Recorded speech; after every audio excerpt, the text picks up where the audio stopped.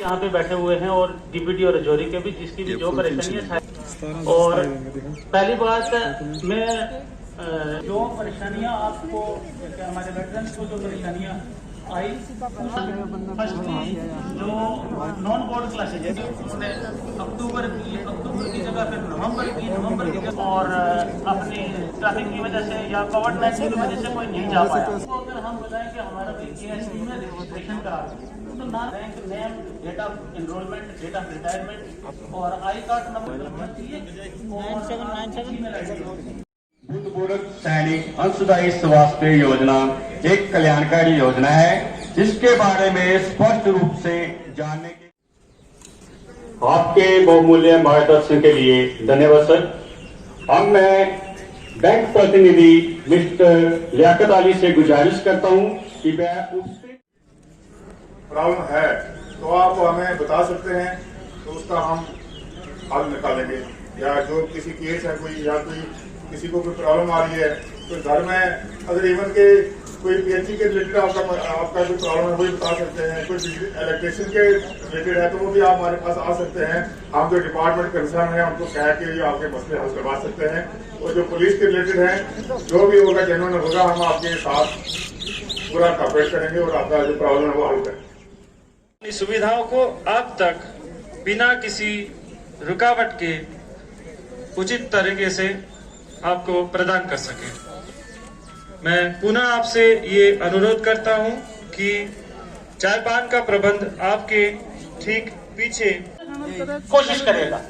कई बंदे हैं जैसे यहाँ से पहुंच जा नहीं सके पिछले 6 महीने में, 4 महीने में। हमारा क्या होता है, जैसे अप्रैल में 5 महीने के लिए उन्होंने अपने डॉक्यूमेंट सबमिट कराने के लिए, इसके लिए स्कॉलरशिप के लिए, एजुकेशन स्कॉलरशिप के लिए। तो इसने नहीं किया, जैसे कुछ लोगों की इस साल की उसकी लैप्स हो गई। जैसे जम्मू में वेरिफिकेशन करके वो सबमिट करेंगे तो वो दिल्ली में चले जाएगी केंद्रीय सैनिक बोर्ड में, डायरेक्ट आपके अकाउंट में।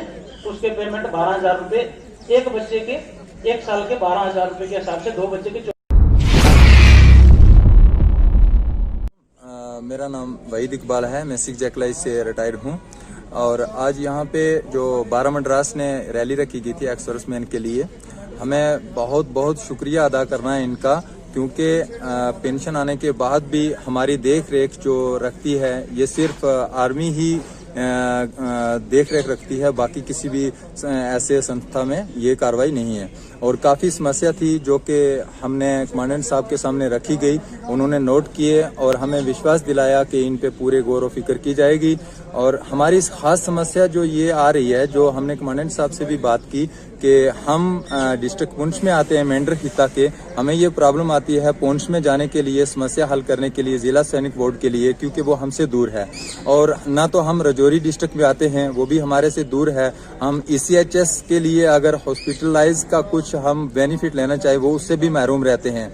हमारा हिता पुंछ से भी कटा हुआ है और रजौरी से भी कटा हुआ है। ये समस्या भी हमने उनके सामने रखी कि इनके जो भी हमारे वेलफेयर के पॉइंट हैं वो हमें जो है मेंढर में दिए जाएं, ताकि जो हमारी समस्या है वो यहीं पे हल की जाए।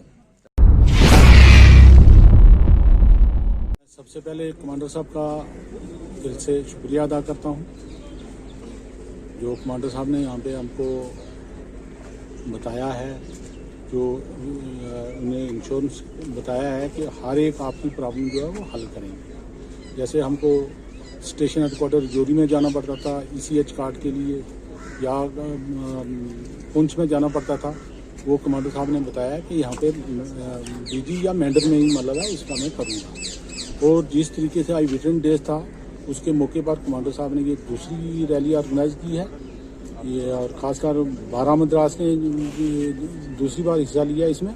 और यहाँ पे हर एक वीर नारी और एक्समैन की जो प्रॉब्लम थी वो कमांडर साहब ने एक एक करके हर एक की सुनी है। और मेरे को तकरीबन 14 साल हो गए रिटायरमेंट हुए। ऐसी रैली और इस तरीके से बारीकी से कमांडर साहब ने मतलब एक एक जवान और एक एक वीर नारी से बात किया है, उनको यकीन दिलाया है कि आपके पूरे जो ये प्रॉब्लम है, किसी का पेंशन का है, जो मतलब जिसका रिलेटेड पॉइंट है वो हल करने का पूरा इन्हें यकीन दिलाया। और मेरे को भी पूरा यकीन है, एक मैं एक्समैन लीग का तहसील प्रेसिडेंट हूँ, जो मेरे पास समस्याएं जो लोगों की वो भी मैंने कमांडर साहब के सामने रखी है। उन्होंने पूरा यकीन दिलाया है कि हम इस पे आगे भी ये जारी रखेंगे और आखिरी सांस तक ये इन लोगों के जो मसाइल हैं वो पूरे हल करेंगे। 14 जनवरी को भारतीय सेना वेटरन्स डे के तौर पे मनाती है और इस साल कोविड की वजह से जो हमारे भूतपूर्व सैनिक हैं उनको काफ़ी परेशानी रही। तो हमारा मकसद इस रैली का ये था कि हम उनसे संपर्क साधें, उनसे बातचीत करें और उनकी परेशानियों का हल ढूंढने की कोशिश करें। तो यहाँ पे हमने क्या किया है, हमने यहाँ पे जिला सैनिक बोर्ड के अफसरान को, पेंशन से रिलेटेड जो ऑफिस है उनके लोगों को, ECHS से रिलेटेड लोगों को यहाँ बुलाया है, कैंटीन से संबंधित जो उनकी परेशानियाँ हैं उनको हल करने की कोशिश की है। और साथ ही ECHS जो कि एक बड़ी परेशानी है लोगों को, क्योंकि जो मेडिकल फैसिलिटी और मेडिकल सुविधाएं हैं वो ECHS के थ्रू मिलती हैं, तो वो प्रॉब्लम्स को हल करने की कोशिश की। हमारा मकसद ये था कि एक ही जगह पे ये सारे नुमाइंदे जो हैं वो मौजूद रहें, ताकि इनको बार बार कहीं जाने की ज़रूरत ना पड़े। तो सर आने वाले टाइम इससे पहले 15 दिन पहले हमने एक बार छोटी रैली और की थी, जिसमें इनकी जो परेशानियां थी उनको हमने रिकॉर्ड किया था।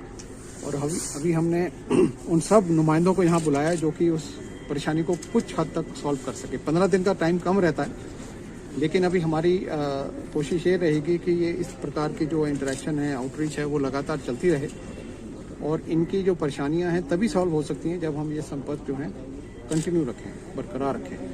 और एक बार रैली करने से ये सॉल्व नहीं होने वाली। आज के दिन एक्स सर्विसमैन को ये मैसेज देना चाहता हूँ कि हम उनके बहुत शुक्रगुजार हैं कि उन्होंने अपना जो जवानी का समय है, अपनी जो प्राइम है, वो फौज को दिया है।